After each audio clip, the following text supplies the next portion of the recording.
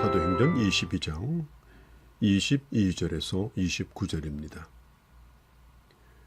바울이 다메섹으로 가는 도중에 예수님을 만나고 다메섹에 있는 아냐냐로부터 복음을 듣고 그리고 세례를 받습니다. 그리고 그는 예루살렘으로 다시 돌아옵니다.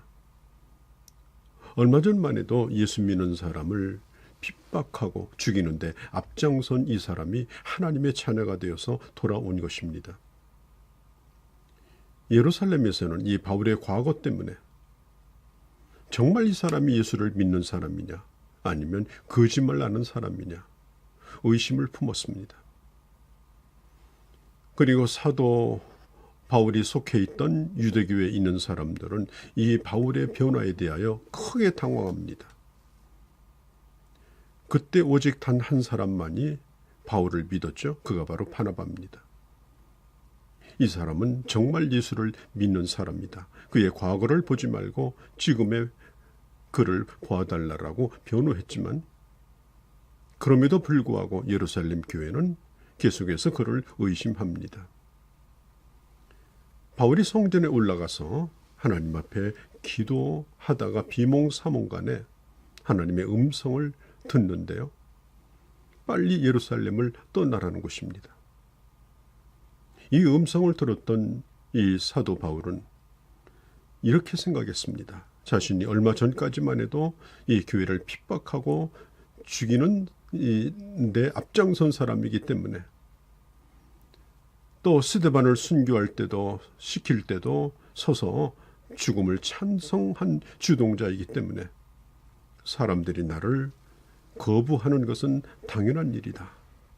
이렇게 이해를 했습니다. 그러나 바울이 예루살렘을 떠나야 될 이유는 그것이 아니었습니다. 하나님의 전혀 다른 계획이 있었는데 너를 부르는 것은 멀리 있는 이방인에게로 땅끝까지 복음을 증거하기 위해서 너는 예루살렘을 떠나야 된다라고 하는 것입니다. 사람들은 어떤 일을 하다가 새로운 일을 시작할 때 주저하고 또 싫어합니다. 지금까지 자신이 가지고 있던 상식 그리고 관습 이런 것에 매여서 꼼짝도 하지 못합니다. 지금 사도 바울은 유대인이었고 그리고 예루살렘을 중심으로 일하던 사람이었기 때문에 예루살렘을 떠나는 것을 생각지도 못했습니다. 그러나 하나님의 마음속에는 민족이 있었고 나라가 있었습니다. 그리고 바울이 해야 될 새로운 일이 있었던 것입니다. 22절, 23절에 이 유대인들은 이방인이라는 말이 나오자마자 그들이 소리를 고래고래 지르면서 먼지를 날리면서 펄펄 뜁니다. 바울이 성전에서 기도할 때 직접 이방인에게 가라고 말씀하셨다는 것은 하나님께서는 그런 말씀을 하실 분이 아니라는 것입니다. 어떻게 이방인을 운운하냐는 것입니다.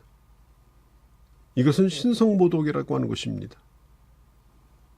그러니까 그 당시에 예수를 믿는 사람들이라 할지라도 이방인에게 가서 복음을 증거한다라고 하는 것은 그것은 상상도 하지 못하는 일이었고 그리고 강력한 거부감을 가지고 있었던 것입니다. 자, 예수를 믿든 믿지 않든지 간에 이 유대인들은 하나님이 이방인도 사랑하신다. 이방인도 구원한다. 이런 얘기만 들어도 흥분이 되는 것입니다. 동의할 수가 없는 것입니다. 우리가 기다리는 그 메시아가 어떻게 이방인의 메시아가 될 수 있느냐 그런 얘기입니다. 이것은 그 당시 믿든지 믿지 않든지 유대인들이 가지고 있는 공통된 교만과 편견이었습니다. 그들은 자기들 말고는 다른 민족은 구원받아서는 안 된다. 그런 생각이 있었던 것이죠. 또 자신들이 누리던 것을 이방인들과 공유할 수 없다. 절대로 같을 수 없다. 그런 얘기만 들어도 배가 아파서 견딜 수 없는 겁니다. 내가 별로 잘난 것도 없는데 다른 사람이 나와 같은 대우를 받으면 썩 기분이 편치 않은 것과 같은 것이죠. 자, 누가복음 15장에 보면 집을 나간 둘째 아들이 나오죠. 이 아들은 아버지의 재산을 가지고 허랑방탕하다가 거지가 돼서 돌아왔습니다. 아버지는 이 아들을 반갑게 맞아주었습니다. 죽었다가 살아난 아들이라고 그렇게 칭하고 새 옷을 입히고 새 신을 신기고 그리고 송아지도 잡아줍니다. 묵묵히 집을 지키고 있었던 큰아들이 굉장히 기분이 나빴습니다. 자기는 죽도록 일을 했는데 염소새끼 한 마리도 잡아주지 않더니 나갔다 돌아온 아들을 이렇게 대우할 수 있느냐. 그래서 집안에 들어오지도 않고 담 밖에서 빙빙 돌았던 그런 기록이지 않습니까? 자, 유대인들은 이 바울이 설교하는 말을 가만히 들어보니까 이제까지 자기들이 개나 돼지 취급을 하던 이방인들이 예수를 믿고 이 구원을 얻는다. 그건 가능한 일이다. 이렇게 하니까 속이 뒤집히는 것입니다. 여러분, 이 복음은 특별한 사람을 위한 것이 아닙니다. 복음은 모든 사람을 위한 것입니다. 모든 사람이 들어야 할 복음인 것입니다. 모든 시대의 모든 민족을 위해서 준비되어진 복음인 것입니다.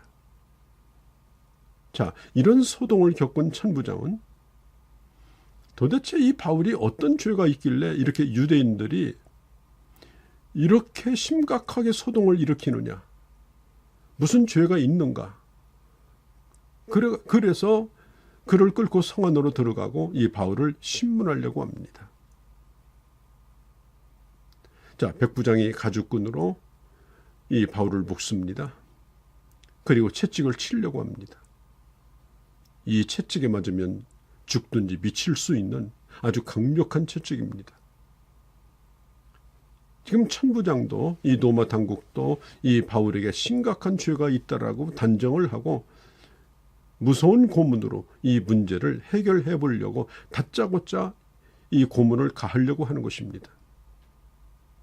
이것은 당시 로마가 로마 시민권을 가지지 아니한 이방인들, 로마 시민이 아닌 사람들을 신문할 때 쓰던 그런 방법이었습니다. 그때 바울이 말합니다. 나는 로마 시민권을 가진 자다. 나는 로마 시민권을 가진 자다.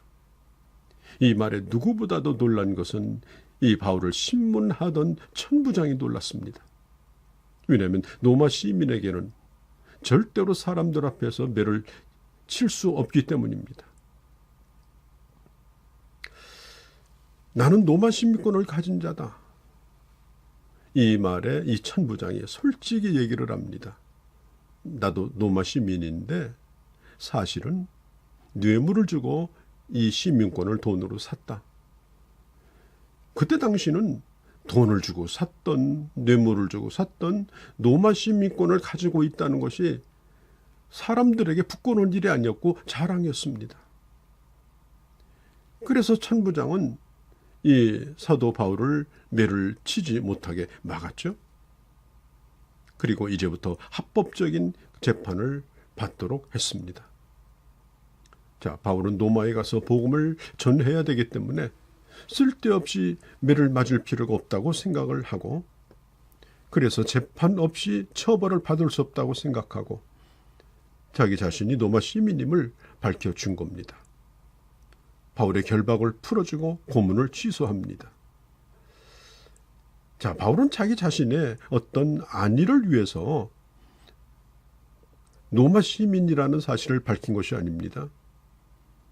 자신은 로마에 가서 복음을 증거해야 되기 때문에 쓸데없이 매를 맞을 필요가 없다라고 생각을 한 것입니다.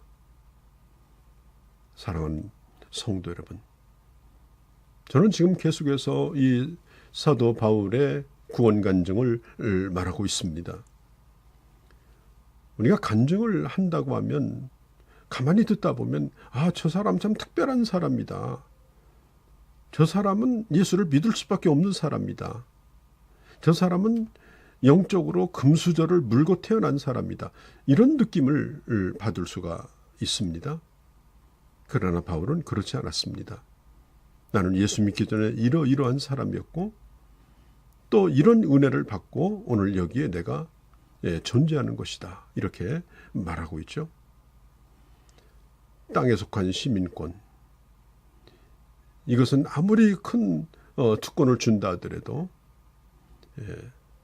이 세상에 그 특권과 바꿀 수 없는 그것이 바로 하늘나라의 시민권인 것입니다. 사도 바울은 자신이 하나님의 자녀이라는 사실에 대하여 분명한 확신을 가지고 있었지만 그러나 신문 과정에서 로마 시민권을 가졌음을 말하고 그리고 더 큰 일을 꿈꾸고 지금 계속해서 이 신문을 받고 있었던 것입니다.